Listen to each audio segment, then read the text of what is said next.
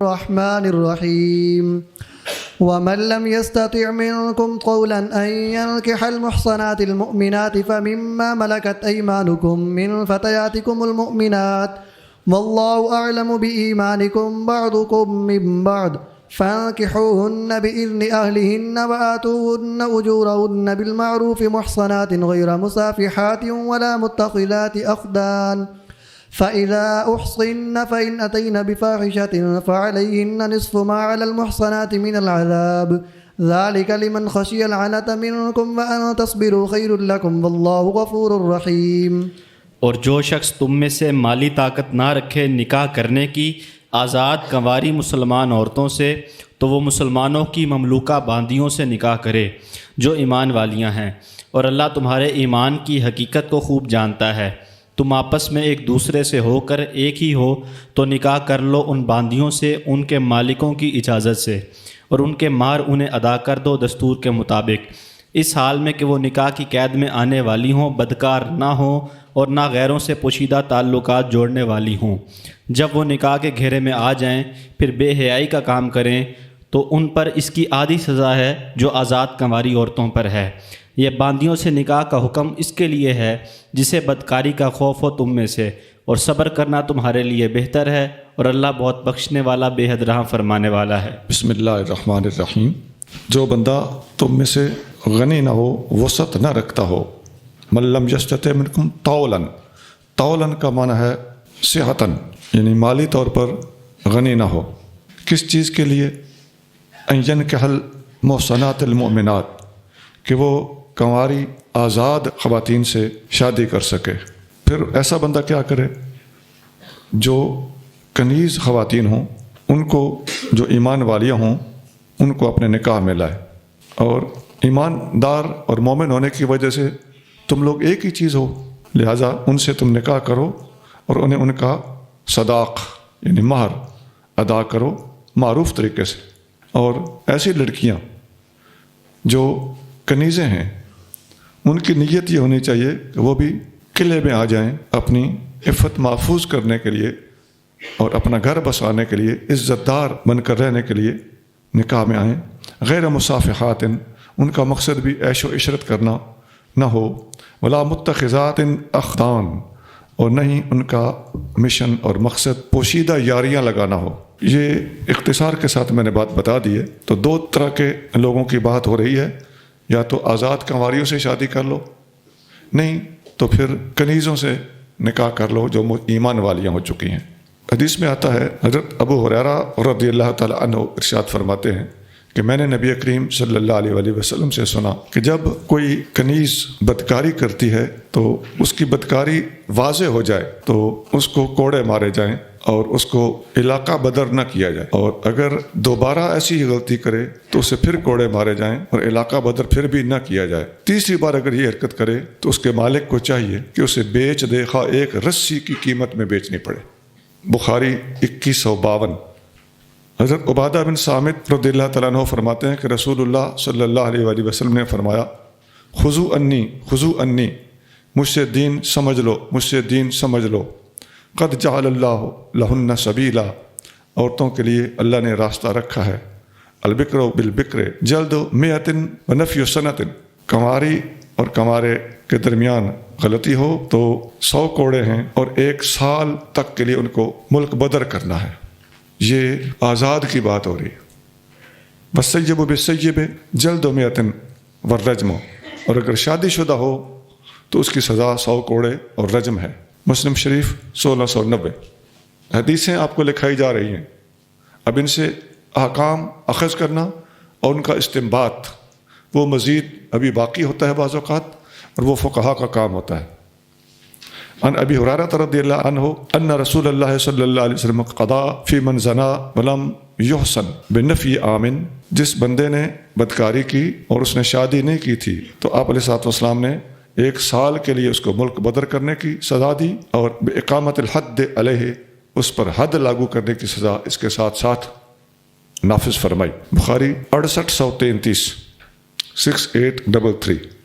اور یہ جو خواتین خود بخود یا مرد خود بخود اپنے گھر والوں کی رضامندی کے بغیر ماں باپ کو ناراض کر کے آج کل جو شادیاں کر رہے ہیں یا بہت سارے جدید نام ان کو دیے جا رہے ہیں، تو اس کے بارے میں اماں عائشہ صدیقہ رضی اللہ تعالیٰ عنہ روایت کرتی ہے کہ قال رسول اللہ صلی اللہ علیہ وسلم ایما امرأۃ نکحت بغیر اذن موالیہا، جس عورت نے بھی اپنے وارثوں گھر والوں کی مرضی کے بغیر نکاح آگے کر لیا، فنکاحھا باطل فنکاحھا باطل فنکاحھا باطل، 3 بار فرمایا، اس کے اس نکاح کا کوئی تک نہیں، کوئی تک نہیں، کوئی مقصد نہیں۔ فإن دخل بها فالمہر لها بما أصاب منها، اور اگر اس کا شوہر اس سے نکاح کر لے اور وہ میاں بیوی بن جائیں تو اس کے شوہر کو حق مہر بہرحال دینا پڑے گا۔ فإن تشاجروا، اگر ایسے میاں بیوی کے درمیان بعد میں لڑائی جھگڑا ہو جائے تو ظاہر ہے والی وارث تو ان کا ہے کوئی نہیں، گھر والے تو ناراض ہیں، ایسی صورت میں فالسلطان ولی من لا ولی لہ، حکمران ایسے بندوں کا وارث بن جائے جس کا کوئی وارث نہ ہو۔ لیکن یہ کتنی نامناسب حرکت ہے۔ اور بہرحال یہ جو آخری الفاظ ہیں کہ فالمہر لہا اور فالسلطان ولی، یہ الفاظ بتا رہے ہیں کہ نکاح کی حد تک نکاح تو ہو جائے گا لیکن بے حیائی کی حد ہوگی۔ یہ حدیث کہاں ہے؟ ابو داؤد شریف 2083۔ اور یہ جو غلام اور کنیز وغیرہ ہوتے ہیں، ان کی آج کل کے زمانے کے اعتبار سے ہماری کتابوں کے اندر پوری تفصیل موجود ہے۔ کسی کو غلام بنانے سے پہلے ہمارے پاس بہت ساری قیود ہیں، اور غلام بنا لینے کے بعد اس کو آزاد کرنے کے اسلام میں بہت سارے بہانے اور طریقے ہیں۔ اسلام آزادی کی ترغیب دیتا ہے اور غلام نہ بنانے کی ترغیب دیتا ہے۔ یہ جتنا کچھ ہوا یہ سب اس زمانے کے لحاظ سے غیر مسلموں کے مقابلے پر ہوا، حتیٰ کہ غلام کو آزاد کرنے کی پتہ کتنی اقسام اور کتنے طریقے ہیں۔ اور ایک بچہ اگر کسی کو کسی جگہ پہ گلی میں، کوچے میں، جنگل میں پڑا ہوا مل جائے تو اسلامی حکومت پر لازم ہے کہ اس بچے کی خود پرورش کرے، یا جس بندے کی ذمہ داری میں اس بچے کو دیا جائے وہ بندہ اس بات کا ذمہ دار ہوگا، اور حکومت اس بات کی ذمہ دار ہوگی کہ یہ بچہ آزاد سمجھا جائے گا، غلام نہیں سمجھا جائے گا۔ يريد الله ليبين لكم ويهديكم سنن الذين من قبلكم ويتوب عليكم والله عليم حكيم۔ اللہ چاہتا ہے کہ کھول کر بیان کر دے تمہارے لیے اپنے احکام، اور تمہیں چلائے ان نیک لوگوں کی راہوں پر جو تم سے پہلے ہوئے، اور تم پر رجوع پر رحمت ہو، اور اللہ بہت جاننے والا بڑی حکمت والا ہے۔ اللہ تعالیٰ تمہیں ہدایت کے راستے واضح کر کے بتا دینا چاہتا ہے۔ نمبر 2، تم سے پہلے ہدایت یافتہ لوگوں کی راہ پر تمہیں چلانا چاہتا ہے اور تمہاری توبہ کو قبول کرنا چاہتا ہے۔ یہ 3 چیزیں ہیں جو اللہ تعالیٰ چاہتا ہے، اور ان پر غور کریں، ایک سے بڑھ کر ایک۔ اور اگلوں کی راہ پہ چلانا چاہتا ہے، وہی اہدنا الصراط المستقیم کی جھلک اس کے اندر موجود ہے۔ والله يريد أن يتوب عليكم ويريد الذين يتبعون الشهوات أن تميلوا ميلا عظيما۔ اور اللہ چاہتا ہے کہ تم پر اپنی رحمت کے ساتھ رجوع فرمائے، اور ارادہ کرتے ہیں وہ لوگ جو اپنی خواہشات کی پیروی کر رہے ہیں کہ تم سیدھی راہ سے منہ پھیر کر بہت دور ہو جاؤ۔ جی، آسان آیت ہے، پچھلی آیت کے ساتھ ملتی جلتی بات ہے اور اس کی ہلکی سی وضاحت ہے۔ آگے چلیے۔ يريد الله أن يخفف عنكم وخلق الإنسان ضعيفا۔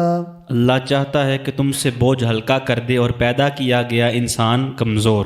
اللہ تعالیٰ تم سے آسانی چاہتا ہے، تم پر معاملات کو آسان بنانا چاہتا ہے۔ وَخُلِقَ الْإِنسَانُ ضَعِيفًا، اور انسان پیدا ہی ضعیف کیا گیا ہے، کمزور ہے انسان۔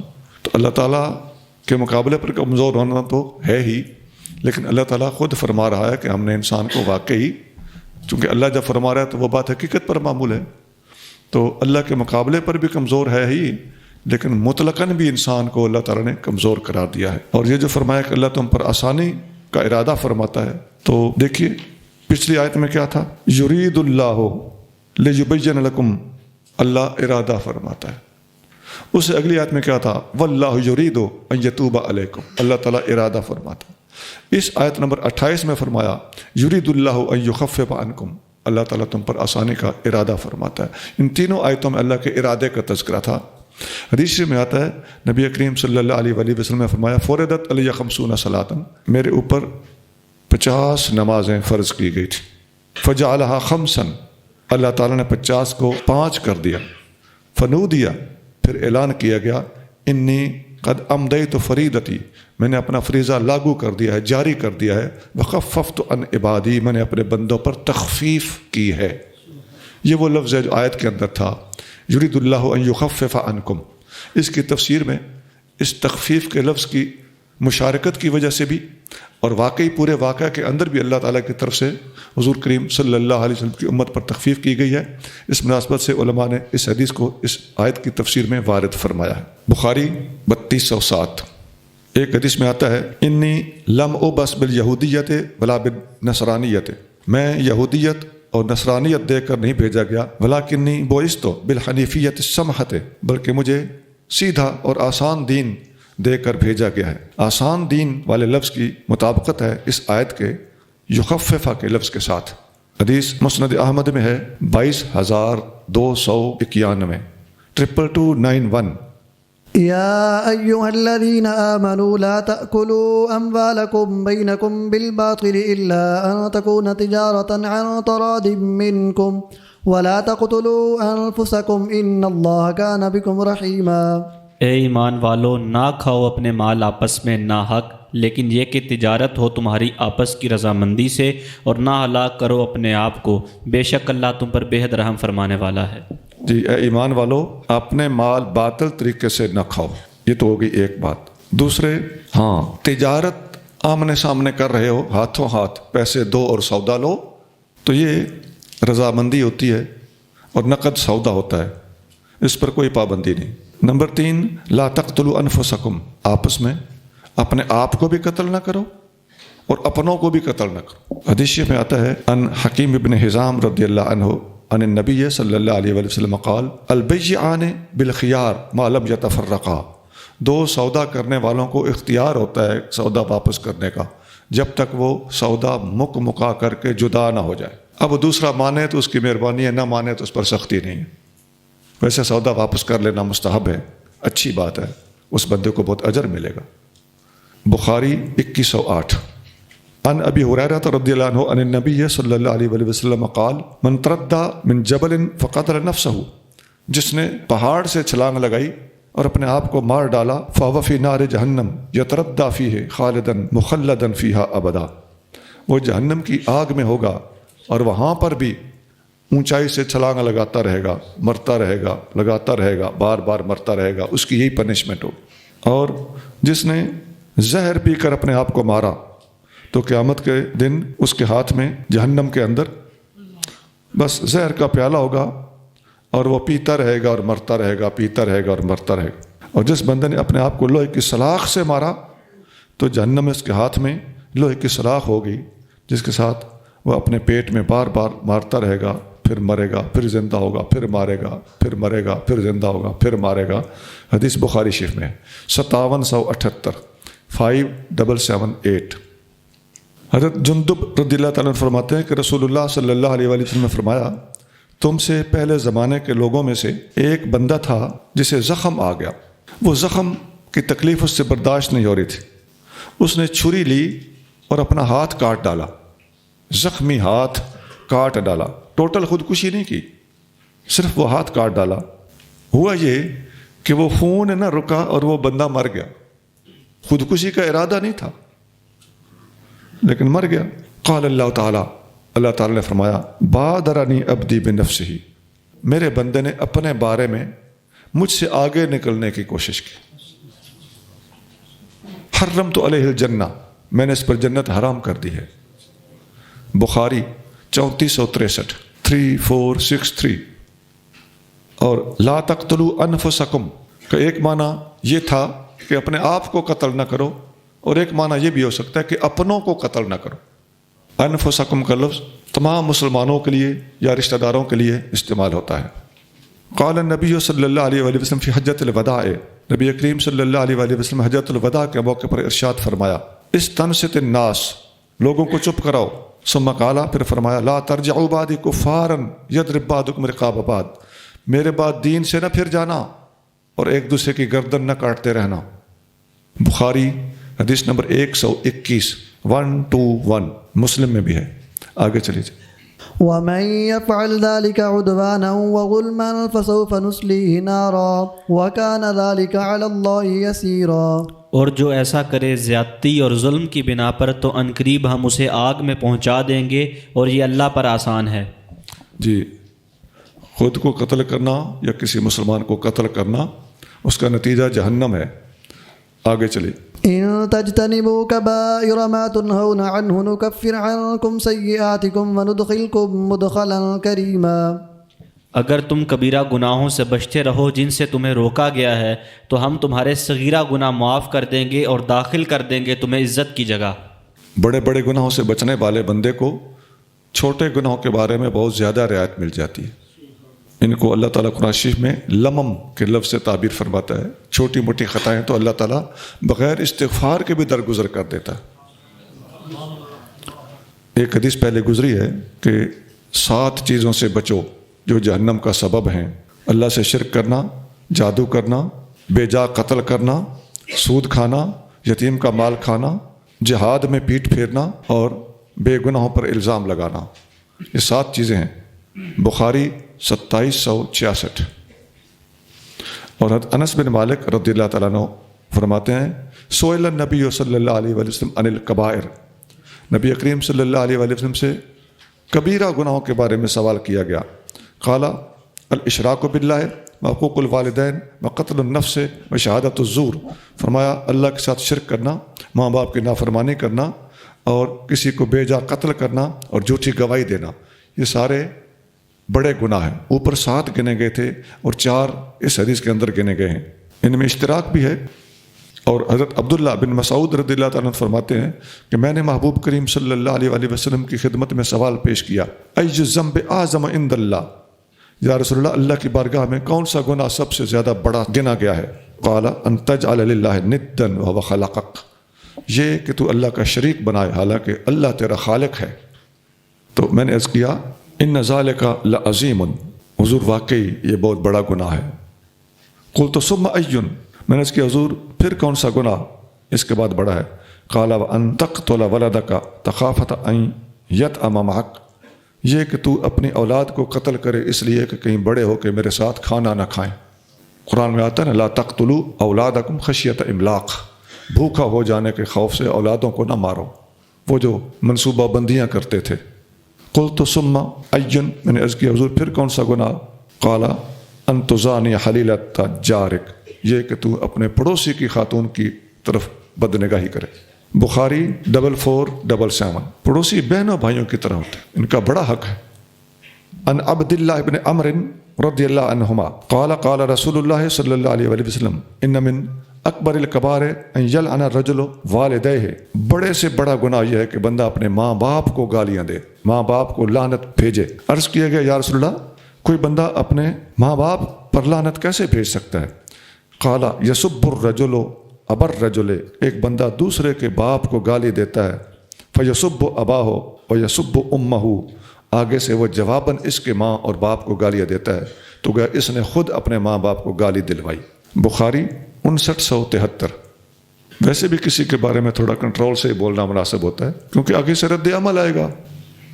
ان عبد اللہ ان النبی صلی اللہ علیہ وسلم قال سباب المسلم فسوق وقتالہ کفر، مسلمان کو گالی دینا فسق ہے اور اسے قتل کرنا کفر ہے۔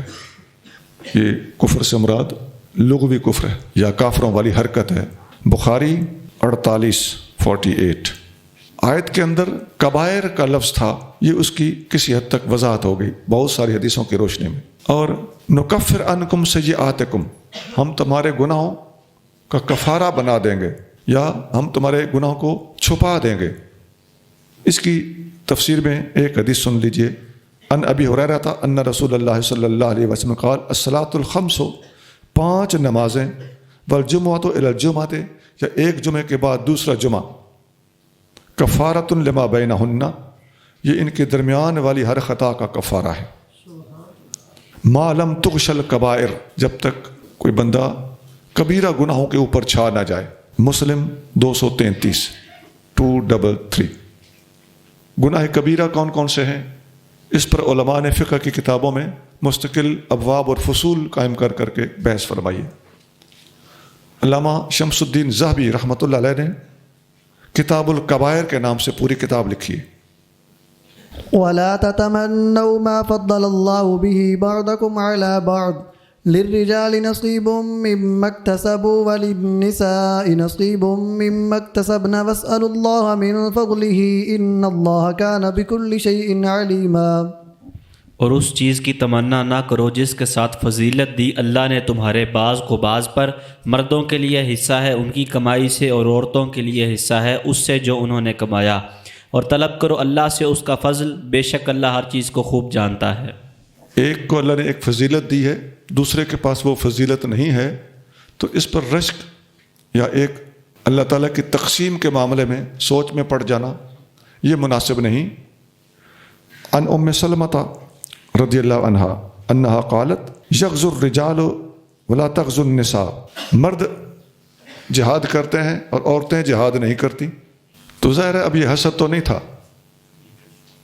یہ ایک رشک تھا جو کسی حد تک اس کی اجازت ہوتی ہے، لیکن چونکہ یہ اللہ تعالیٰ کی اپنی تقسیم ہے، اس کا تعلق تقدیری فیصلوں کے ساتھ ہے.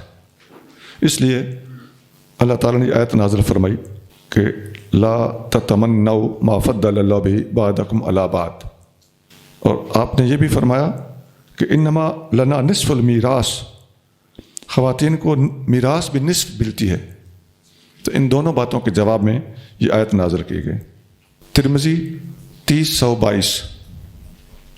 حضرت عبداللہ بن مسعود رضی اللہ عنہ فرماتے ہیں کہ نبی کریم رؤوف الرحیم صلی اللہ علیہ وآلہ وسلم نے ارشاد فرمایا لا حسد الا فی اثنتین. حسد جائز نہیں سوائے دو چیزوں کے. ایک آدمی جسے اللہ نے مال دیا ہو اور وہ بندہ اللہ کی راہ میں خوب خرچ کرتا ہو، تو اس جیسا بننے کی کوئی خواہش کرے تو یہ اچھی بات ہے. اور ایک آدمی جس کو اللہ نے حکمت عطا کی ہو، علم عطا فرمایا ہو اور روحانیت عطا فرمائی ہو، وَيَقْضِي بِهَا وَيُعَلِّمُهَا، وہ اس کے مطابق فیصلے کرتا ہے اور لوگوں کو سکھاتا ہے، تعلیم دیتا ہے، تو اس جیسا بننے کی بھی خواہش کرنا اچھی بات ہے، اس میں کوئی پکڑ نہیں ہے. بخاری حدیث نمبر 73. وَلِكُلٍّ جَعَلْنَا مَوَالِيَ مِمَّا تَرَكَ الْوَالِدَانِ وَالْأَقْرَبُونَ وَالَّذِينَ عَقَدَتْ أَيْمَانُكُمْ فَآتُوهُمْ نَصِيبَهُمْ إِنَّ اللَّهَ كَانَ عَلَى كُلِّ شَيْءٍ شَهِيدًا. اور ہم نے ہر ایک کے لیے وارث مقرر کر دیے ہیں اس مال کے لیے جو چھوڑ جائیں ماں باپ اور قرابت والے، اور وہ لوگ جن سے تمہارا عہد ہو چکا ہے تو انہیں ان کا حصہ دے دو، بے شک ہر چیز اللہ کے سامنے موجود ہے. وَلِكُلٍّ جَعَلْنَا مَوَالِيَ، یہاں موالی سے مراد ورثاء ہیں. ہم نے ہر ایک کے ورثاء مقرر کر دیے ہیں. جو بھی ماں باپ اور رشتہ دار چھوڑ کے جائیں تو ان کے بعد والی وارث ہوں گے جن کو ان کی میراث بتائے ہوئے طریقے کے مطابق پہنچ جائے گی. وَالَّذِينَ عَقَدَتْ أَيْمَانُكُمْ فَآتُوهُمْ نَصِيبَهُمْ، جن لوگوں کے ساتھ تمہارے عہد و پیمان ہو چکے ہیں، ایک یاری، دوستی، تعلق، موالات. بعض لوگوں کی ایسے ہوتی تھی کہ اس کو کہتے تھے کہ یار میں تمہیں اپنا پیارا سمجھتا ہوں، میرے مرنے کے بعد تم بھی میری میراث میں سے حصہ پاؤ گے. تو یہ لوگ بھی شروع میں تھے، لیکن یہ اجازت تھی، بعد میں یہ اجازت منسوخ ہو گئی.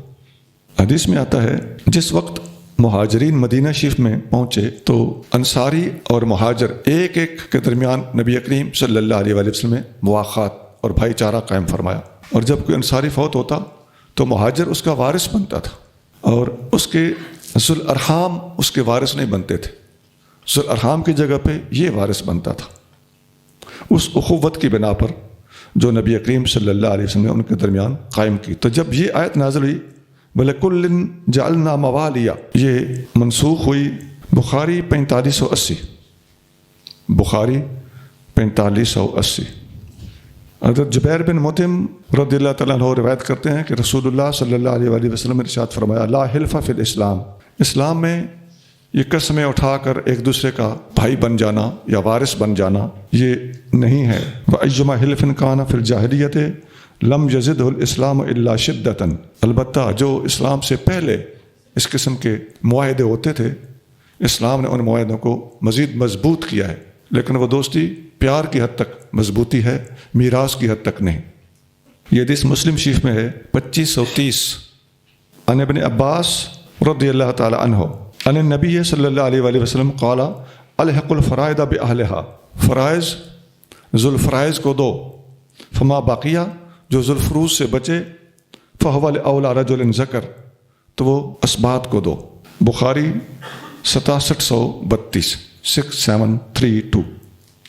الرجال قوامون على النساء بما فضل الله بعضهم على بعض وبما أنفقوا من أموالهم فالصالحات قانتات حافظات للغيب بما حفظ الله واللاتي تخافون نشوزهن فعظوهن واهجروهن في المضاجع واضربوهن فإن أطعنكم فلا تبغوا عليهن سبيلا إن الله كان عليا كبيرا۔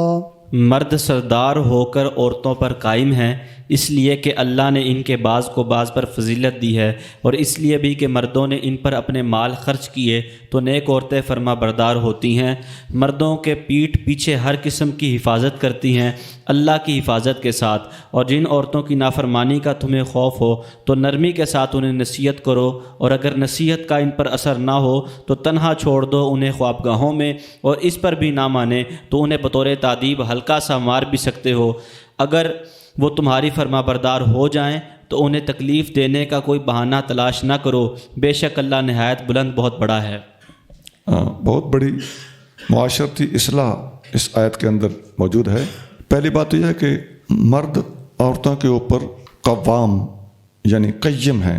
قوام اور قیم کا معنی ایک ہی ہوتا ہے، افسر ہیں، غالب ہیں، ذمہ دار ہیں، ان کا رتبہ اوپر ہے، فیصلہ کن ہستیاں ہیں، بہت سے الفاظ اس پر مطابقت رکھتے ہیں اور چسپاں ہوتے ہیں۔ بوجہ کیا ہے؟ فرمایا بما فضل اللہ بعضهم علی بعض، اس کی وجہ یہ ہے کہ اللہ نے خود بعض لوگوں کو بعض پر فضیلت دی ہے۔ بات ختم۔ فیصلہ اللہ کا ہے، اور فیصلے کے ساتھ ساتھ اللہ تعالیٰ جل شانہ نے مرد اور عورت کی ساخت اور تخلیق کے اندر بھی ایک فرق رکھا ہے، قوت کے اندر بھی ایک فرق رکھا ہے۔ وَبِمَا أَنفَقُوا مِنْ أَمْوَالِهِمْ، دوسری وجہ یہ بھی ہے کہ مردوں کی ذمہ داری یہ ہے کہ عورتوں کو خرچہ فراہم کریں، کما کے لا کے دیں۔ عورت گھر کا کام کرے، گھر میں رہے، اور مرد اس کو کما کے لا کے دے۔ اس لحاظ سے بھی مرد عورتوں پر قوام ہیں۔ بس عورتوں کی صفات پر آگے بیان ہو رہی ہیں، صالحات، قانتات، حافظات، تین صفتیں اکٹھی بیان کی ہیں۔ آگے فرمایا اگر تم عورتوں سے کسی قسم کی بغاوت، سرکشی کا خطرہ، اندیشہ محسوس کرو تو ان کو سیدھا کرنے، ان کی اصلاح کرنے کا طریقہ جذباتی طریقہ نہیں ہے۔ پہلے آپ حدیث پڑھ کے آ رہے ہیں کہ عورت پسلی سے پیدا ہوئی ہے، اس کو اگر زور سے سیدھا کرو گے تو یہ ٹوٹ جائے گی۔ آپ نے دیکھا ہوگا شادی شدہ لوگ سمجھ رہے ہیں کہ میاں بیوی میں 100 باتیں گھروں میں ہو جاتی ہیں، تو اگر آپ کسی بھی معاملے میں تھوڑا چپ ہو جائیں، پیچھے ہٹ جائیں اور تھوڑا ٹھہر کے اس کو آرام سے سمجھا لیں، یا ادھر ہی نرمی سے اس کو سمجھائیں تو وہ سمجھ جائیں گے۔ اور اگر آپ دبا کے رکھیں تو غلطی پر ہونے کے باوجود خاتون واپس آنے کا نام نہیں لیتی، آگے کو بڑھتی چلی جاتی، ایسے تو ایسے ہی سے، ایسے تو ایسے ہی سے۔ وہ آگے کا سوچتی ہے، حقائق پر نظر رکھتے ہوئے پیچھے نہیں پلٹتی۔ اس کا پھر مناسب طریقہ یہ بتایا گیا کہ فائزوہن، انہیں زبانی سمجھاؤ۔ لفظ واعظ ہے تو انہیں سمجھاؤ، اگر سمجھ جائیں تو فبہا، نہیں واہجروہن فی المضاجع، الگ ہو کے سو رہو، سمجھ جائیں گی، نہیں اگر ہاتھ اٹھانے کی نوبت آئے بھی تو ان کو ہلکی پھلکی سزا دے سکتے ہو۔ شوہر اپنی بیوی کو تعزیر دے سکتا ہے، اس سزا کو تعزیر کہیں گے، حد نہیں، حد عدالت دے سکتی ہے۔ شوہر اپنی بیوی کو ہلکی پھلکی سزا جسے تعزیر کہتے ہیں دے سکتا ہے، استاد اپنے شاگرد کو تعزیر دے سکتا ہے، باپ یا ماں باپ اپنی اولاد کو تعزیر لگا سکتے ہیں۔ حدیث شریف میں آتا ہے ان عمر بن الخطاب ان النبی صلی اللہ علیہ وآلہ وسلم قال لا يسأل الرجل فيما ضرب امرأته، شوہر سے نہیں پوچھا جائے گا تو تم نے اپنی بیوی کو کس وجہ سے مارا ہے۔ ابو داؤد حدیث نمبر 2147 2147۔ اب لا یسألو، اس کا مطلب ہے کہ تعزیر لگانے پر قیامت کے دن بھی کوئی گرفت نہیں ہے۔ نمبر 2، لا یسألو کا ایک معنی یہ بھی بنتا ہے کہ کوئی دوسرا آدمی میاں بیوی کا جھگڑا ہو جائے یا میاں اپنی بیوی پر ہاتھ اٹھائے تو نہ پوچھے کیا بات تھی، کیا چکر تھا، تاکہ ان کے اندرونی معاملات میں مداخلت نہ بنے۔ حدیثوں میں آتا ہے نبی کریم صلی اللہ علیہ وآلہ وسلم نے فرمایا اذا دعا الرجل امرأته الى فراشه، جب میاں اپنی بیوی کو بستر پر بلائے فابت، اور وہ انکار کر دے، فبات غضبان علیہا لعنتها الملائکۃ حتی تصبح، فرشتے اس پر لعنت بھیجتے رہتے ہیں صبح کے وقت تک۔ بخاری 3237۔ سیدنا معاویہ قشیری، یہ ایک صحابی ہیں رضی اللہ عنہ، یہ فرماتے ہیں اتیت رسول اللہ صلی اللہ علیہ وآلہ وسلم، میں رسول اللہ صلی اللہ علیہ وآلہ وسلم کی خدمت میں حاضر ہوا، فقلت، میں نے عرض کیا ما تقول فی نسائنا، ہماری عورتوں کے بارے میں آپ کا کیا حکم ہے؟ فرمایا اطعموہن مما تاکلون واکسوہن مما تکتسون، انہیں اپنے جیسا کھانا کھلاؤ اور جیسا آپ پہنتے ہو انہیں بھی اسی لیول کا، اسی سطح کا لباس پہناؤ، ولا تضربوہن، انہیں نہ مارو، ولا تقبحوہن، ان کو کبھی نہ کہو، ان کے عیب نہ نکالو۔ ابو داؤد 2144۔ ہاتھ اٹھانے کی حوصلہ شکنی کی جا رہی ہے، ورنہ اجازت تو ہے۔ اور خطبہ حجۃ الوداع میں نبی کریم صلی اللہ علیہ وآلہ وسلم نے فرمایا وَلَكُمْ عَلَيْهِنَّ اللہ جو آتے نا فَرَشَكُمْ أَحَدًا تَكْرَهُونَهُ، اپنی عزت بچا کے رکھنا اور پاک دامنی کا خیال رکھنا، یہ تمہارا عورتوں پر حق ہے، عورت غلط حرکت نہ کرے۔ فَإِنْ فَعَلْنَ ذَلِكَ فَاضْرِبُوهُنَّ ضَرْبًا غَيْرَ مُبَرِّحٍ، اگر عورتیں غلطی کریں تو انہیں سزا دو، ایسے سزا نہ دو کہ وہ اتنی سخت سزا ہو کہ ان کا کوئی عضو ٹوٹ جائے۔ وَلَهُنَّ عَلَيْكُمْ رِزْقُهُنَّ، اور تمہارے ذمے انہیں رزق دینا ہے، وَكِسْوَتُهُنَّ لباس پہلانا ہے، بالمعروف، معروف طریقے سے۔ معروف طریقے سے مراد ہے جتنی تمہاری بساط ہے، طاقت ہے، جتنی جیب اجازت دیتی ہے۔ مسلم حدیث نمبر 128۔ ایک حدیث میں آتا ہے عبداللہ بن ابی اوفا فرماتے ہیں کہ حضرت معاذ بن جبل شام سے جب واپس آئے تو انہوں نے نبی کریم صلی اللہ علیہ وآلہ وسلم کو سجدہ کرنے کی کوشش کی، تو نبی پاک علیہ السلام نے فرمایا یہ کیا کر رہے ہو؟ انہوں نے جواب دیا حضور میں شام گیا تھا تو وہاں میں نے دیکھا کہ وہ لوگ اپنے اساقف کو، یعنی اسقفوں کو، بڑے پادریوں کو، ہیڈ پادریوں کو، اور اپنے بطارق کو، مذہبی پیشواؤں کو سجدے کرتے ہیں، تو میں نے سوچا میں اپنے محبوب کو کیوں نہ سجدہ کروں؟ نبی پاک علیہ السلام نے فرمایا فلا تفعلوا، ایسا نہیں کرنا، فإنی لو کنت آمرا احدا ان یسجد لغیر اللہ، اللہ کے علاوہ میں کسی کو سجدہ کرنے کا حکم دیتا، لامرت المرأة ان تسجد لزوجها، میں عورت کو حکم دیتا کہ اپنے شوہر کو سجدہ کرے۔ ابن ماجہ 1853 1853۔ نبی پاک علیہ السلام تک یہ بات پہنچی کہ ایران والوں نے ملکو علیہم بنت کسرا، کسرا کی بیٹی کو اپنی بادشاہ بنا لیا۔ آپ علیہ السلام نے فرمایا لن یفلح قوم ولو امرہم امرأۃ، وہ قوم کبھی فلاح نہیں پا سکتی جنہوں نے اپنی حکومت عورت کے سپرد کر دی ہو۔ یہ لوگ آج بھی عورت کی حکمرانی کے قائل ہیں۔ حضور صلی اللہ علیہ وسلم کچھ بھی فرماتے رہیں، ان پر اثر نہیں ہوتا، نہ ہوتا تھا۔ بخاری 4425 4425۔ عن ابی ہریرہ رضی اللہ عنہ قال قال رسول اللہ صلی اللہ علیہ وسلم اذا كانت امراؤکم خیارکم، جب تمہارے امراء، حکمران، تم میں بہتر لوگ ہوں، واغنیاؤکم سمحاءکم، اور تمہارے اغنیاء، غنی لوگ نرم دل ہوں، آسانیاں فراہم کرنے والے ہوں، وامورکم شورا بینکم، اور تمہارے آپس میں معاملات مشورے سے طے پاتے ہوں، فظہر الارض خیر لکم من بطنہا، تو زمین کی پشت تمہارے لیے بہتر ہے زمین کے پیٹ سے، یعنی زندہ رہنے کا حق ہے۔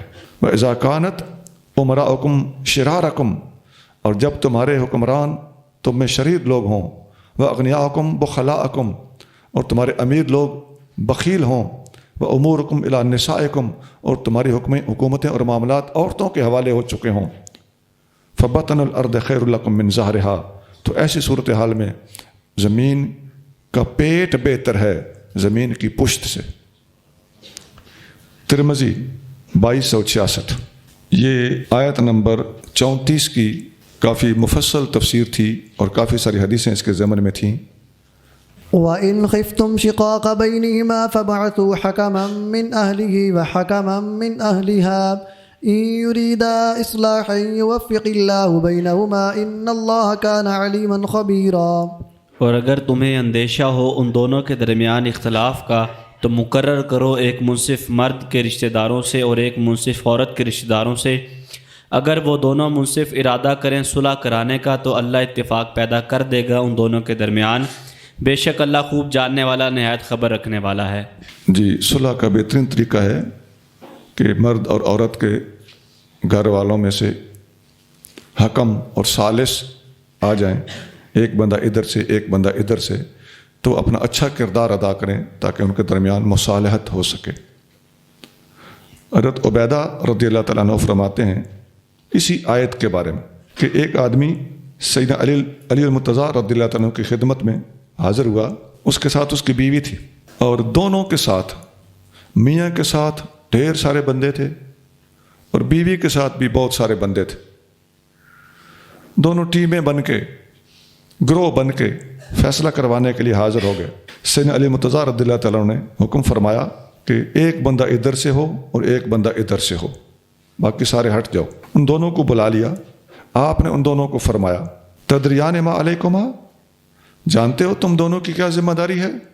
ان رأیتما ان تجمعا جماعتما، اگر تم دیکھو تمہارا انصاف کہتا ہو کہ انہیں اکٹھے رہنا چاہیے تو انہیں اکٹھے کر دو، وَإِن رَأَيْتُمَا أَن تُفَرِّقَا فَرَّقْتُمَا، اگر تمہاری تحقیق یہ بتاتی ہو کہ تم انہیں جدا کر دو تو پھر جدا کر دو۔ قالت المرأة رضیت بکتاب اللہ بما علی فیہ ولی، میں اللہ کی کتاب کے فیصلے پر راضی ہوں، جو میرا حق ہے میں وہ بھی قبول کروں گی، جو میری ذمہ داری ہے میں وہ بھی قبول کروں گی۔ فقال الرجل، آدمی بولا، اما الفرقۃ فلا، اس نے کہا جی اگر یہ فیصلہ کریں کہ اکٹھے ہو جاؤ تو میں مان لوں گا، اگر یہ فیصلہ کریں کہ جدائی ہونی چاہیے یہ فیصلہ میں نہیں مانوں گا۔ فقال علی رضی اللہ عنہ، سیدنا علی المرتضیٰ رضی اللہ تعالیٰ عنہ نے فرمایا کذبت، تو جھوٹا ہے، واللہ حتی تقر بمثل الذی اقرت بہ، اللہ کی قسم بات آگے نہیں چلے گی جب تک تم بھی اقرار نہ کرو جس طرح اس نے اقرار کیا۔ فیصلہ تو ابھی ہونا ہے، کوئی پتہ نہیں فیصلہ تمہارے حق میں ہی ہو جائے، لیکن اقرار تو کرو کہ فیصلہ قبول کرو گے۔ تو یہ ثالثی کرتے وقت فریقین سے بات پہلے بنوا لینا یا آج کے دور میں لکھوا لینا کہ جو فیصلہ ہوگا، جب آپ نے حکم مان لیا ہے تو پھر جو فیصلہ ہوگا آپ نے ماننا ہے، نہیں تو یہ لوگ آگے پھر چل پڑتے ہیں، آگے سے آگے بھی چل پڑتے ہیں۔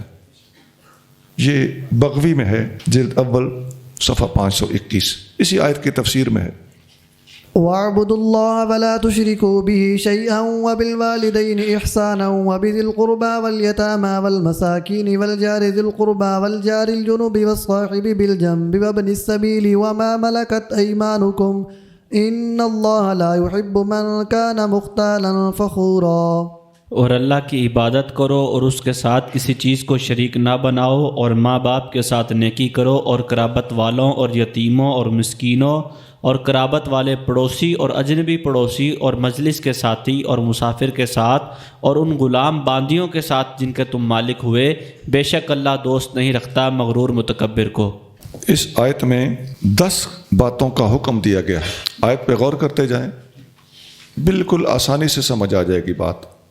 نمبر 1، اللہ کی عبادت کرو اور اللہ کے ساتھ کسی کو شریک نہ بناؤ، وَاعْبُدُوا اللَّهَ وَلَا تُشْرِكُوا بِهِ شَيْئًا۔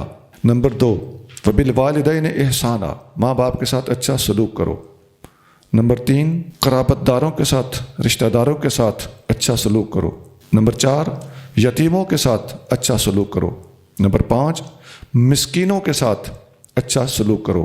نمبر 6، وَالْجَارِ ذِي الْقُرْبَى، اس پڑوسی کے ساتھ اچھا سلوک کرو جو پڑوسی بھی ہے اور رشتہ دار بھی ہے۔ 2 خوبیاں، وَالْجَارِ الْجُنُبِ، وہ پڑوسی جو رشتہ دار نہیں ہے لیکن پڑوسی ہے اس کے ساتھ اچھا سلوک کرو۔ وَالصَّاحِبِ الْجَنبِ، اور ہم نشین اکٹھے جن کے ساتھ اٹھنا بیٹھنا رہتا ہے اس کے ساتھ اچھا سلوک کرو۔ وَابْنِ السَّبِيلِ، نمبر 9، مسافر کے ساتھ اچھا سلوک کرو۔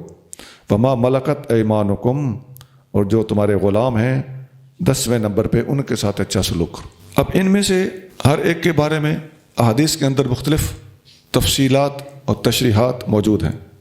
ان معاذ بن جبل رضی اللہ تعالیٰ عنہ قال النبی صلی اللہ علیہ وسلم یا معاذ اتدری ما حق اللہ علی العباد، اے معاذ جانتے ہو بندوں پر اللہ کا حق کیا ہے؟ قال اللہ ورسولہ اعلم، اللہ اس کا رسول بہتر جانتے ہیں حضور۔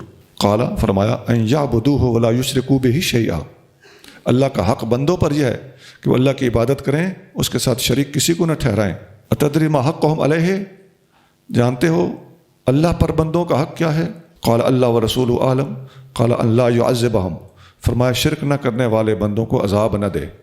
بخاری 73 73 یہ پہلے حصے اعبدوا اللہ ولا تشرکوا بہ شیئا اس سے تعلق رکھنے والی حدیث تھی۔ ساری حدیثیں میں بول دیتا ہوں۔ ان ابن عمر رضی اللہ عنہما قال قال رسول اللہ صلی اللہ علیہ وآلہ وسلم ما زال جبریل یوصینی بالجار حتی ظننت انہ سیورثہ، مجھے جبریل نے اتنی وصیتیں کیں، اتنے پیغام دیے پڑوسی کے بارے میں، حتیٰ کہ مجھے گمان ہوا کہ کہیں اس کو وارث نہ بنا دیا جائے۔ بخاری 6015 ایک حدیث میں ہے جو اللہ اور آخرت کے دن پر ایمان رکھتا ہو مہمان کا احترام کرے، جو اللہ اور آخرت کے دن پر ایمان رکھتا ہو وہ پڑوسی کا احترام کرے، اور جو اللہ آخرت کے دن پر ایمان رکھتا ہو وہ اچھی بات کہے نہیں تو چپ رکھے۔ اور پوچھا گیا یا رسول اللہ مہمان نوازی کتنے دن ہوتی ہے؟ فرمایا زیادہ سے زیادہ 3 دن۔ بخاری حدیث نمبر 6019۔ حضرت ابو ہریرہ رضی اللہ عنہ فرماتے ہیں کہ رسول اللہ صلی اللہ علیہ وآلہ وسلم ارشاد فرمایا میں اور یتیم کی پرورش کرنے والا جنت کے اندر 2 انگلیاں جوڑ کے ارشاد فرمایا ان 2 انگلیوں کی طرح اکٹھے ہوں گے۔ بخاری 5304۔ آنا وقافل الیتیم فی الجنت ہاکذا واشار بالسبابۃ والوسطی۔ ان عائشہ رضی اللہ عنہا قلت یا رسول اللہ ان لی جارین فإلی ایہما اہدی، یا رسول اللہ میرے 2 پڑوسی ہیں، میں ان میں سے کس کی طرف ہدیہ بھیجا کروں؟ قال الی اقربہما منک بابا، جس کا گھر کا دروازہ تمہارے دروازے کے قریب ہے اس کا حق زیادہ ہے۔ بخاری 2259 2259۔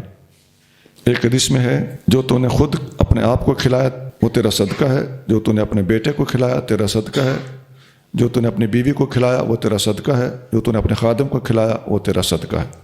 مسند احمد 17179 17179۔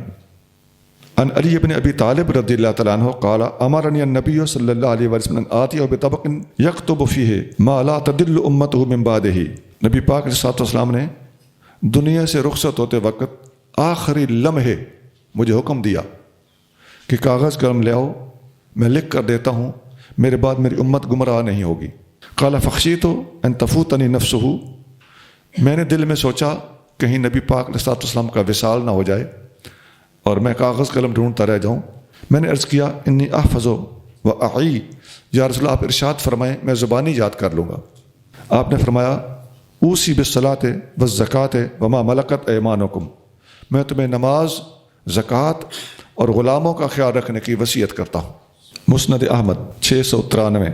اس حدیث کو سنہ علی مرتضیٰ رضی اللہ تعالیٰ عنہ نے بھی روایت کیا ہے، حضرت انس بن مالک نے اور حضرت ام سلمہ رضی اللہ تعالیٰ عنہا نے بھی روایت کیا ہے۔ نبی پاک صلی اللہ علیہ وسلم کا یہ اس دنیا کے اندر جو آخری وقت تھا اس وقت یہ تمام لوگ پاس موجود تھے، اما عائشہ صدیقہ بھی موجود تھیں، حضرت عبد الرحمن بن ابی بکر بھی پاس موجود تھے۔ یہ حدیث آپ کو اچھی طرح یاد ہونی چاہیے کہ حضور صلی اللہ علیہ وسلم نے کاغذ قلم مانگا اور وہ کاغذ قلم پر جو بھی لکھ کے دینا تھا اس سے پہلے بھی کبھی مانگا ہو تو وہ راز کھل گیا۔ اور ایک اور موقع پر بھی نبی کریم صلی اللہ علیہ وآلہ وسلم نے کاغذ قلم مانگا تھا، وہ مسلم شریف میں حدیث ہے۔ نبی پاک علیہ السلام نے فرمایا کہ ابو بکر اور عبد الرحمن بن ابی بکر کو کاغذ قلم لے کر میرے پاس بھیجو، میں لکھ دوں تاکہ کوئی اور بندہ تمنا نہ کرے، حالانکہ اللہ بھی ابو بکر کے سوا کسی کو نہیں مان رہا اور تمام فرشتے بھی ابو بکر کے سوا کسی کو نہیں مان رہے۔ ان ابی ہریرہ رضی اللہ عنہ ان النبی صلی اللہ علیہ وآلہ وسلم اذا اتی احدکم خادمہ بطعامہ، جب تم میں سے کسی کے پاس تمہارا خادم کھانا لے کر آئے کہ کھانا آ گیا کھا لیجئے، تو فإن لم یجلسہ معہ، تو اول تو اسے اپنے پاس بٹھا لے کہ مل کے کھاتے ہیں، اگر اپنے پاس بٹھا کر نہیں کھلاتا تو فلیناولہ لقمۃ او لقمتین، تو پھر کم از کم 1-2 لقمے اس کے ہاتھ پہ ہی رکھ دے، یا کہہ دے کہ او 1 نوالا لگاؤ 2 نوالے لگاؤ، تھوڑا کھا لو، جتنا دل ہے کھا لو۔ بخاری 2557۔ اس وقت ہاتھ پہ کھانا رکھ دینا کوئی معیوب نہیں ہوتا تھا، زمانہ در زمانہ لوگوں کے ایٹیکیٹس بدلتے رہے۔ حضرت معرور بن سوید رضی اللہ تعالیٰ عنہ فرماتے ہیں کہ میں ربدہ کے مقام پر حضرت ابو ذر غفاری سے ملا تو انہوں نے اپنے اوپر ایک حلہ اوڑا ہوا تھا اور ان کے ساتھ ان کا غلام تھا، اس نے بھی ویسا ہی حلہ اوڑا ہوا تھا، کمبل کہہ لیں۔ میں نے پوچھا یہ کیا بات ہوئی کہ جیسا آپ نے حلہ پہنا ہوا ہے ویسا ہی آپ کے خادم نے پہنا، غلام نے پہنا ہوا ہے؟ انہوں نے فرمایا قال علی النبی صلی اللہ علیہ وسلم یا ابا ذر، میں نے ایک دفعہ اپنے اسی خادم کو ماں کی آر دلائی تھی، میں نے اسے کالی کا بیٹا کہا تھا، نبی پاک صلی اللہ علیہ وسلم نے فرمایا تم نے اس کو ماں کی آر دلائی ہے، ماں کا تانا دیا ہے، یہ مناسب نہیں ہے۔ آپ نے مجھے ڈانٹا اور آپ نے فرمایا اخوانکم خولکم، یہ تمہارے ماتحت تمہارے بھائی ہیں، جعلہم اللہ تحت ایدیکم، اللہ نے انہیں تمہارے دستے نگر بنایا، تمہارے انڈر کیا ہے۔ فمن کان اخوہ تحت یدہ، جس کے ماتحت اس کا کوئی بھائی ہو، فلیطعمہ مما یاکل، جو خود کھاتا ہے اس کو وہی کھلائے، ولیلبسہ مما یلبس، جیسا خود پہنتا ہے اس کو ویسا ہی پہنائے، ولا تکلفوہم ما یغلبہم، اور خادموں اور غلاموں سے ایسا کام نہ کیا کرو جو ان سے برداشت نہ ہو، یہ مغلوب ہو جائیں۔ فإن کلفتموہم فأعینوہم، اگر ان سے کوئی بھاری کام کروانا بھی ہو تو سمجھو کہ یہ کام بھارا ہے تو ساتھ لگ جایا کرو، خود بھی ساتھ ہیلپ کیا کرو۔ بخاری حدیث نمبر 30۔ یہ حدیث نہایت مختصر طریقے سے مسلم شریف میں بھی ہے۔ حضرت ابو ہریرہ رضی اللہ تعالیٰ عنہ محبوب نبی کریم صلی اللہ علیہ وآلہ وسلم سے روایت کرتے ہوئے فرماتے ہیں للمملوک طعامہ و کسوتہ، غلاموں اور مملوک کو کھانا اور لباس یہ مالک کی ذمہ داری ہے۔ ولا یکلف من العمل الا ما یطیق، اس کے ذمے کوئی ایسا کام نہ ڈالا جائے جو اس کی طاقت سے بھاری ہو۔ مسلم 1662۔ یہ جو آخری الفاظ ہے نا کہ ان اللہ لا یحب من کان مختالا فخورا، اللہ تعالیٰ تکبر کرنے والے اور فخر کرنے والے کو پسند نہیں کرتا۔ اس کی تفسیر میں ابن عمر رضی اللہ تعالیٰ عنہ فرماتے ہیں کہ سمعت رسول اللہ صلی اللہ علیہ وآلہ وسلم، میں نے رسول اللہ صلی اللہ علیہ وآلہ وسلم کو فرماتے ہوئے سنا، بأذنی ہاتین، اپنے ان کانوں سے سنا، یقول من جر ازارہ لا یرید بذلک الا المخیلۃ، جس بندے نے اپنا تہبند لٹکایا اور اس کی نیت تکبر کی تھی، فإن اللہ تعالیٰ لا ينظر الیہ یوم القیامہ، اللہ تعالیٰ اس کی طرف قیامت کے دن نظر رحمت نہیں فرمائے گا۔ مسند احمد 5050۔ حضرت ابو ہریرہ نبی کریم صلی اللہ علیہ وآلہ وسلم سے روایت کرتے ہیں بینما رجل یمشی قد اعجبتہ جمتہ وبرداہ، ایک بندہ چل رہا تھا تو اس کے گھنگریالے بال اور شان و شوکت اور اپنا لباس اور چادریں، اس پر اسے بڑا فخر آیا۔ اذ خسف بہ الارض، اچانک وہ زمین میں دھنسنے لگا۔ فہوا یتجلجل فی الارض حتی تقوم الساعۃ، آپ علیہ الصلوۃ والسلام نے وہ قیامت تک وہ زمین کے اندر نیچے رشتہ چلا جائے گا، دھنستا چلا جائے گا۔ بخاری 5789، 5789، جسے ہم 99 کہتے ہیں۔ حضرت سلیم بن جابر روایت کرتے ہیں کہ نبی کریم صلی اللہ علیہ وآلہ وسلم نے ارشاد فرمایا اتق اللہ، اللہ سے ڈر، لا تحقرن من المعروف شیئا، نیکی میں سے کسی نیکی کو چھوٹی نہ سمجھنا، حتیٰ کہ کسی پانی کے ضرورت مند کو تھوڑا سا پانی کا ڈول ہی دے دو تو یہ بھی بہت بڑی نیکی سمجھنا، اگرچہ بظاہر چھوٹی ہے، اس کو چھوٹا نہ سمجھنا۔ وَإِيَّاكَ وَالْمَخِيلَ، اور فخر اور تکبر سے اور اپنے اندر خیالات اونچائی اور بڑائی کے لانے سے اجتناب کرنا۔ فإن اللہ لا يحب المخیلۃ، اللہ تعالیٰ فخر اور تکبر کرنے کو پسند نہیں فرماتا۔ وإن امرؤ شتمک وعیرک بأمر یعلمہ فیک، اگر تمہیں کوئی بندہ کسی بات کی آر دلائے یا گالی دے اور تمہارا ایسا عیب تمہیں بتائے جو تم میں ہے اور وہ بول رہا ہو یا جو اس کے علم میں ہے، اس نے تمہیں وہ آر دلائی ہو تو فلا تعیرہ بامر تعلمہ فیہ، تو جواباً تمہیں بھی اس کی کوئی خرابی پتہ ہو تو جوابی کارروائی نہ کرنا، چپ کر جانا، پردہ ڈال دینا۔ فیکون لک اجرہ، تمہیں اس کا اجر ملے گا، وعلیہ اسمہ، اور اس کی حرکت کا گناہ اس کو ملے گا۔ ولا تشتمن احدن، کسی کو گالی نہ دینا۔ مسند احمد اور ابو داؤد میں حدیث نمبر 4084 4084۔ اس حدیث پر ہم سب کو عمل کرنے کی سخت ضرورت ہے، خاص طور سے اس دور میں۔ میں نے یہ پہلے بات واضح کی ہے کہ تھوڑا سا اتنا دور سے آپ تشریف لائے ہیں، جنگل بیابان میں بیٹھے ہو، اللہ کرے ہم یہاں سے اخلاق تو سیکھ کے جائیں، درگزر کرنا سیکھیے۔ آپ یقین کیجئے کہ جو بندہ آپ پہ کیچڑ اچھال رہا ہے وہ پچھتائے گا، پٹے گا، وہ وقت دور نہیں۔ آپ چپ کر کے دیکھیں، ایک چپ تے 100 سکھ۔ اپنا جائزہ لے لو، یار میں نے غلطی تو نہیں کی، اگر غلطی کی ہے تو ضرور اپنی اصلاح کرو، نہیں دور و سلام۔ الذين يبخلون ويأمرون الناس بالبخل ويكتمون ما آتاهم الله من فضله وأعتدنا للكافرين عذابا مهينا۔ جو لوگ بخل کرتے ہیں اور لوگوں کو بھی بخل کا حکم دیتے ہیں اور چھپاتے ہیں جو اللہ نے ان کو اپنے فضل سے دیا، اور ہم نے تیار کیا ہے کافروں کے لیے خواری کا عذاب۔ جی، اس میں 3 باتیں ارشاد فرمائی گئی ہیں۔ خود بھی لوگ بخل کرتے ہیں اور لوگوں کو بھی بخل کا سبق دیتے ہیں۔ نمبر 2، جو اللہ نے ان پر فضل کیا ہے اس کو چھپاتے ہیں۔ نمبر 3، کافروں کے لیے توہین والا عذاب تیار کر دیا گیا ہے۔ حضرت محمد بن منقدر کا ایک قول کتابوں میں موجود ہے، صحیح بخاری میں ہے، فرماتے ہیں ای داء ادوأ من البخل، بخل سے بڑی بیماری کوئی نہیں ہو سکتی۔ بخاری حدیث نمبر 3137 3137۔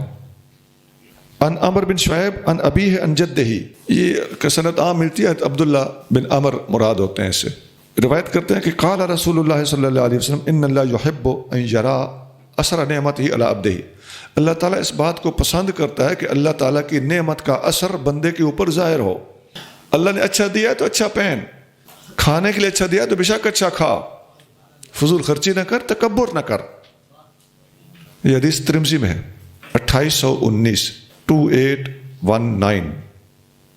والذين ينفقون أموالهم رئاء الناس ولا يؤمنون بالله ولا باليوم الآخر ومن يكن الشيطان له قرينا فساء قرينا۔ اور ان لوگوں کے لیے بھی خواری کا عذاب ہے جو خرچ کرتے ہیں اپنے مال لوگوں کو دکھانے کے لیے، اور اللہ اور قیامت کے دن پر ایمان نہیں رکھتے، اور شیطان جس کا ساتھی ہو جائے تو وہ کیسا برا ساتھی ہے۔ پچھلی آیت بھی الذین یبخلون سے شروع ہو رہی تھی، جو لوگ، اور یہ آیت بھی الذین سے شروع ہو رہی ہے والذین ینفقون اموالہم۔ پچھلی تھی جو لوگ بخل کرتے ہیں، اور یہ آیت ہے جو لوگ اللہ کی راہ میں مال ریاکاری کی وجہ سے خرچ کرتے ہیں۔ تو یہ دونوں آیتیں ہیں جو غلط لوگوں کے بارے میں نازل ہوئی ہیں، اور جو لوگ ریاکاری کی نیت سے خرچ کرتے ہیں ان سے مراد منافقین ہیں۔ وماذا عليهم لو آمنوا بالله واليوم الآخر وأنفقوا مما رزقهم الله وكان الله بهم عليما۔ اور ان پر کیا مصیبت آ جاتی اگر وہ اللہ اور قیامت کے دن پر ایمان لاتے اور خرچ کرتے اس چیز سے جو اللہ نے انہیں دی، اور اللہ انہیں خوب جانتا ہے۔ جی، یہ وہی یہودی اور منافقوں کے خلاف ہے کہ اگر یہ ایمان لے آتے اللہ پر آخرت کے دن پر تو ان کا کیا بگڑ چلا تھا، اور اللہ کی راہ میں خرچ کرتے تو کیا بگڑ چلا تھا۔ اللہ کی راہ میں خرچ کرنے سے تو مال میں اضافہ ہی ہوتا ہے۔ ان اللہ لا یظلم مثقال ذرۃ وان تک حسنۃ یضاعفها ویؤت من لدنہ اجرا عظیما۔ بے شک اللہ ذرہ بھر ظلم نہیں کرتا، اور اگر کوئی نیکی ہو تو اسے دگنا کر دیتا ہے، اور اپنے پاس سے بڑا اجر عطا فرماتا ہے۔ جی، ایک ذرہ برابر بھی نیکی کسی کی ضائع نہیں کرتا، اور الٹا نیکیوں میں اضافہ کرتا ہے اور انہیں پال پال کے بڑا کرتا ہے۔ حدیث میں آتا ہے، شفاعت والی لمبی حدیث کے الفاظ ہیں کہ اللہ تعالیٰ حکم دے گا فرشتوں کو کہ اذهبوا، جاؤ، فمن وجدتم فی قلبہ مثقال ذرۃ من ایمان فاخرجوہ، جس کے دل میں ایک ذرے کے برابر بھی ایمان ہے اسے جہنم سے نکال لو۔ فیخرجون من عرفوا، تو فرشتے جسے اس قسم کا بندہ پائیں گے اسے جہنم سے نکال کے لے آئیں گے۔ وقال ابو سعید، اس حدیث کو روایت کرتے ہیں حضرت ابو سعید خدری رضی اللہ تعالیٰ عنہ. وہ فرماتے ہیں فَإِن لَمْ تُصَدِّقُونِي، اگر میری بات کی تسلی اور میری بات پر یقین نہیں آ رہا، فَقْرَؤُوا، تو قرآن کی آیت پڑھ لو، إِنَّ اللَّهَ لَا يَظْلِمُ مِثْقَالَ ذَرَّةٍ، یہی آیت جس کی ہم تفسیر پڑھ رہے ہیں سورۃ نساء کی آیت نمبر 40. فرمایا یہ آیت پڑھ کے دیکھ لو، اس کے اندر یہی بات ہے جو میں کہہ رہا ہوں. بخاری 3940 3940. حضرت انس بن مالک رضی اللہ تعالیٰ عنہ فرماتے ہیں کہ رسول اللہ صلی اللہ علیہ وآلہ وسلم نے ارشاد فرمایا ان اللہ لا یظلم مؤمنا حسنۃ، اللہ تعالیٰ کسی مومن کی ایک نیکی کے معاملے میں بھی ظلم نہیں کرتا. یعطی بہا فی الدنیا، اس کا اجر دنیا میں بھی دیا جائے گا. ویجزا بہا فی الآخرہ، اور اس کی جزا اور ثواب آخرت کے دن بھی اس کو عطا کیا جائے گا. واما الکافر فیطعم بحسنات ما عمل بہا للہ فی الدنیا، جو بھی اللہ کی خاطر کافر ہونے کے باوجود وہ اللہ کی خاطر کو نیکی کرتا ہے تو اس کا اجر دنیا کے اندر ہی دے کر بات ختم کر دی جائے گی. حتیٰ اذا افدا الی الآخرۃ، حتیٰ کہ وہ بندہ جب آخرت کی طرف جائے گا، لم تکن لہ حسنۃ یجزا بہا، اس کی کوئی نیکی باقی نہیں ہوگی جس کا اجر اس کو دینا بھی باقی رہ گیا ہو. مسلم 2808 2808. فكيف إذا جئنا من كل أمة بشهيد وجئنا بك على هؤلاء شهيدا، تو کیا حال ہوگا جب ہم لائیں گے ہر امت سے ایک گواہ، اور لائیں گے ہم آپ کو اے محبوب ان پر نگران گواہ بنا کر. ہر امت میں سے گواہ ہوں گے، اور نبی کریم صلی اللہ علیہ وآلہ وسلم تمام لوگوں کے اوپر، گواہوں کے اوپر گواہ ہوں گے. حضرت عبداللہ بن مسعود رضی اللہ تعالیٰ عنہ فرماتے ہیں کہ مجھے نبی کریم صلی اللہ علیہ وآلہ وسلم نے فرمایا قرآن پڑھو، میں سننا چاہتا ہوں. میں نے عرض کیا یا رسول اللہ اقرأ علیک و علیک انزل، میں آپ کے سامنے پڑھوں جبکہ قرآن آپ پر نازل ہوا ہے. ادب کی وجہ سے تھوڑا جھجکے. قال انی اشتہی ان اسمعہ من غیری، آپ نے فرمایا میرا دل چاہتا ہے کہ میں کسی اور سے سنوں. فقرات النساء، فرماتے ہیں میں نے سورۃ النساء میں تلاوت کرنی شروع کر دی. حتیٰ اذا بلغت، حتیٰ کہ پڑھتے پڑھتے یہاں تک پہنچ گیا. فکیف اذا جئنا من کل امۃ بشہید وجئنا بک علی ہؤلاء شہیدا. سورۃ نساء کی آیت نمبر 41.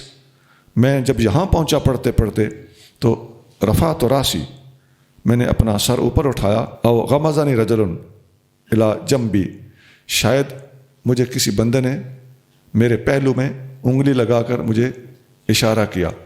تو فرفعت راسی، اور میں نے سر اٹھایا. اس کا مطلب ہے پہلے سر ڈال کے پڑھ رہے تھے، سر جھکا کے پڑھ رہے تھے. تو جب کسی نے مجھے اشارہ کیا میں نے سر اوپر اٹھایا. فرأیت دموعہ تسیل، میں نے دیکھا کہ حضور صلی اللہ علیہ وسلم کے آنسو جاری تھے. بخاری 50 50. سبحان اللہ. اچھا یہ یہاں حدیث ختم ہو گئی. یہی حدیث مستدرک حاکم میں آگے چلتی ہے. نبی کریم صلی اللہ علیہ وآلہ وسلم نے ابن مسعود سے فرمایا یہ جو تم نے قرآن پڑھا ہے نا اس کی تفسیر بیان کرو. تو انہوں نے فقال له رسول اللہ صلی اللہ علیہ وسلم تکلم، وہ جب جھجکے وکفا، تو آقا نے فرمایا جھجک نہیں، بول. فحمد اللہ فی اول کلام ہے، سیدھا سیدھا بولنے نہیں لگ پڑے. پہلے بات شروع کرنے سے پہلے اللہ کی حمد و ثنا بیان کی، یعنی خطبہ پڑھا. سبحان اللہ.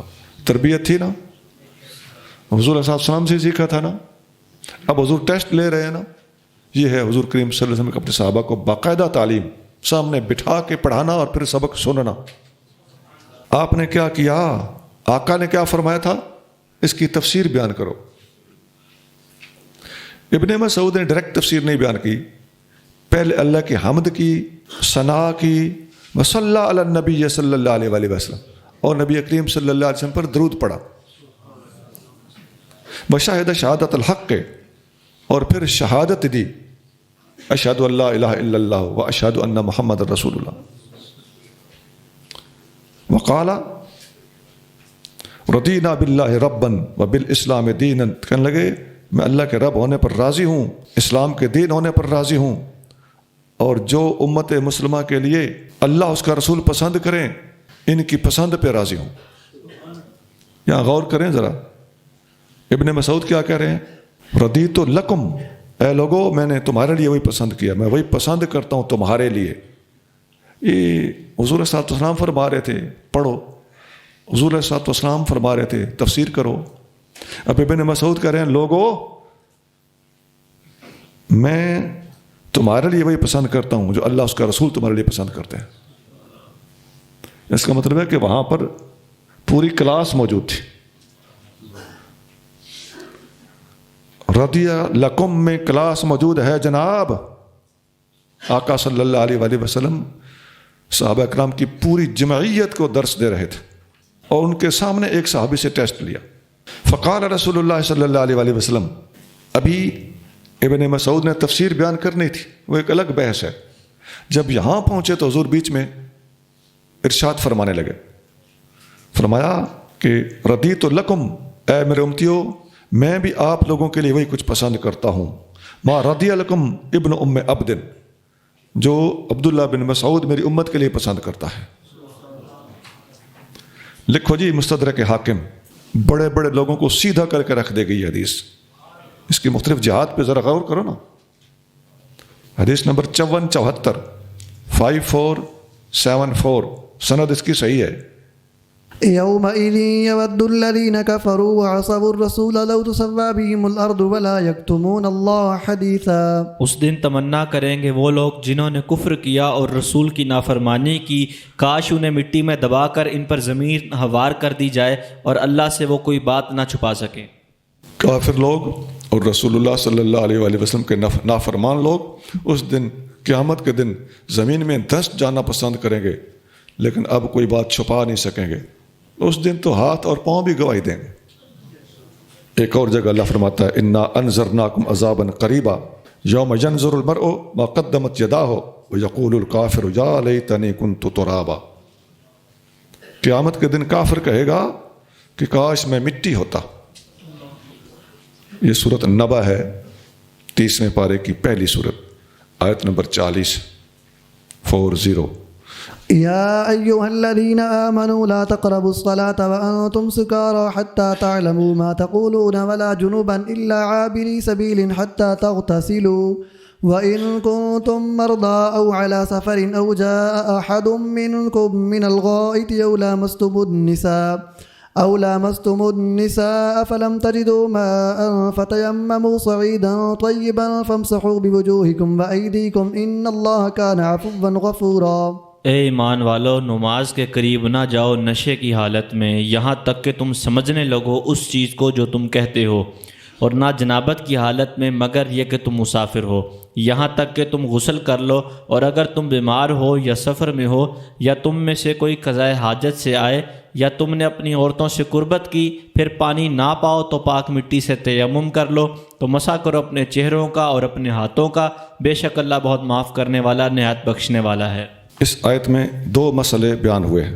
ایک یہ کہ نشے کی حالت میں نماز کے قریب نہ جاؤ، دوسرا یہ کہ سفر میں ہو تو پانی نہ ملے تو تیمم کر لیا کرو. یہ آیت اس وقت نازل ہوئی نشے کی حالت میں نماز کے قریب نہ جاؤ والی آیت، جب کسی صحابی نے صحابہ اکرام کو نماز کے دوران، جب شراب حلال ہوا کرتی تھی، اس زمانے کی بات، کس زمانے کی بات ہے؟ تو حلال چیز تھی تو اس میں کوئی کباہت ہی نہیں. تو کسی صحابی نے نماز پڑھائی تو وہ نماز کے اندر نشے کی وجہ سے قرآن شریف صحیح نہ پڑھ سکے، تو اس وقت اللہ پاک نے یہ آیت نازل فرمائی، اور پھر بعد میں شراب یکسر حرام بھی کر دی گئی. اب شراب چونکہ حلال تھی لہذا اس کو پینا کوئی عیب نہیں تھا، اور اللہ تعالیٰ جل شانہ نے جب اس کی حرمت نازل فرما دی تو اس کے بعد کسی سے ثابت ہی نہیں، اور اگر کہیں ہے تو ان کی سزا کے مسائل الگ کتابوں میں دیے ہوئے ہیں. تو ایک جائز چیز کے پینے پر کسی قسم کا کوئی سوال اٹھانا، کوئی اعتراض کرنا، یہ بالکل بے جا ہے. یہ ابن جریر میں، ابو داؤد میں، مستدرک حاکم میں مختلف حدیثیں موجود ہیں. مثال کے طور پر ایک مستدرک کا حوالہ لے لیں، 3249 3049. ایک حدیث میں آتا ہے، انس بن مالک رضی اللہ تعالیٰ فرماتے ہیں اذا نعس احدکم فی الصلاۃ فلینم، جب تم میں سے کسی کو نماز میں نیند آ جائے تو اٹھ کے سو جائے، حتیٰ یعلم ما یقرأ، حتیٰ کہ اسے پتہ ہو کہ وہ کیا پڑھ رہا ہے۔ یہ حدیث بخاری میں ہے، 213 حدیث نمبر ہے، 213۔ عن عائشہ رضی اللہ عنہا ان رسول اللہ صلی اللہ علیہ وسلم قال اذا نعس احدکم وهو یصلی فلیرقد، جب تم میں سے کوئی بندہ اونگ اور نیند کا شکار ہو جائے نماز کے دوران تو اسے چاہیے کہ جا کے لیٹ جائے، حتیٰ یذهب عنہ النوم، حتیٰ کہ نیند اس سے چلی جائے۔ فإن أحدكم إذا صلى وهو ناعس، جب اونگتے ہوئے کوئی نماز پڑھتا ہے، لا يدري لعله يستغفر فيسب نفسه، کوئی پتہ نہیں وہ استغفار پڑھ رہا ہو اور اپنے آپ کو برا بھلا کہہ رہا ہو، کیونکہ نیند کے وقت بندے کا کوئی پتہ نہیں ہوتا، منہ سے کوئی دوسرا لفظ نکل جائے۔ بخاری 212۔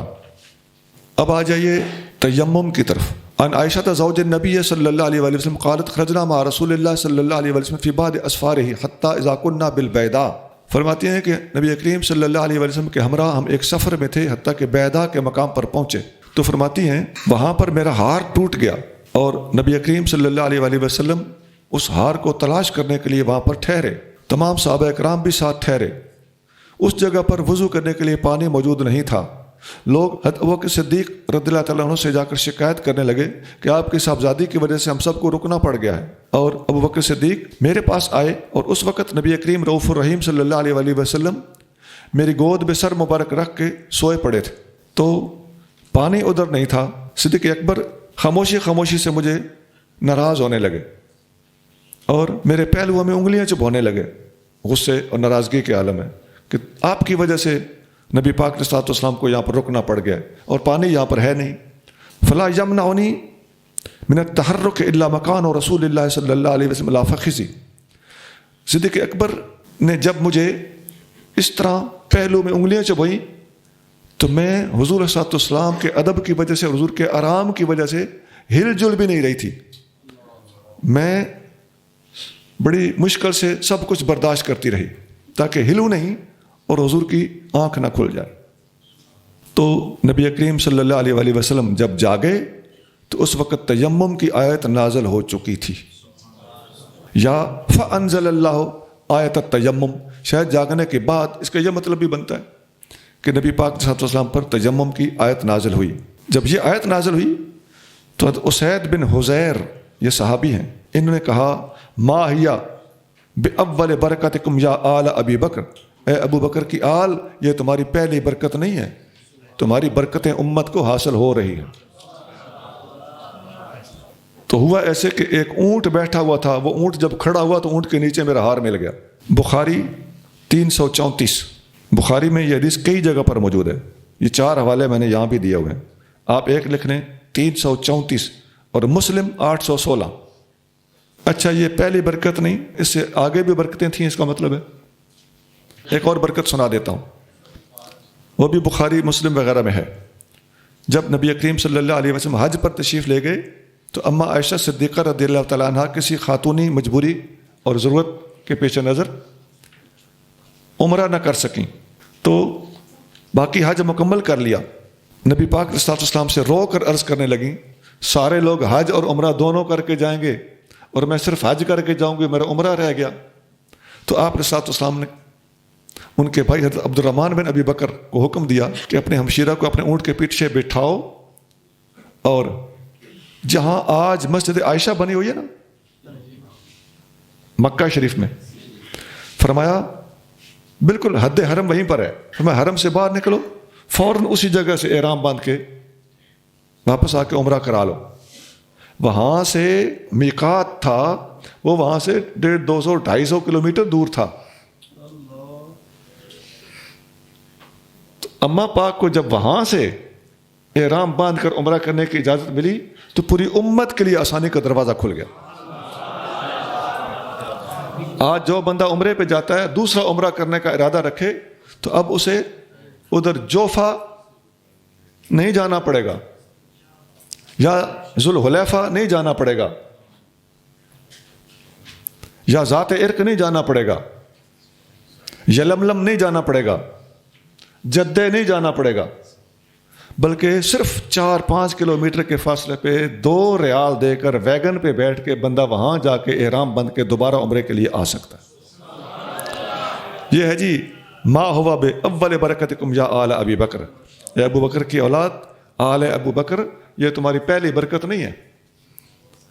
حضرت ابو ذر غفاری رضی اللہ عنہ فرماتے ہیں کہ رسول اللہ صلی اللہ علیہ وسلم نے فرمایا ان سعید الطیبہ وضوء المسلم، پاک مٹی مسلمان کا وضو ہے، یعنی تیمم کر لینا مسلمان کا وضو ہے۔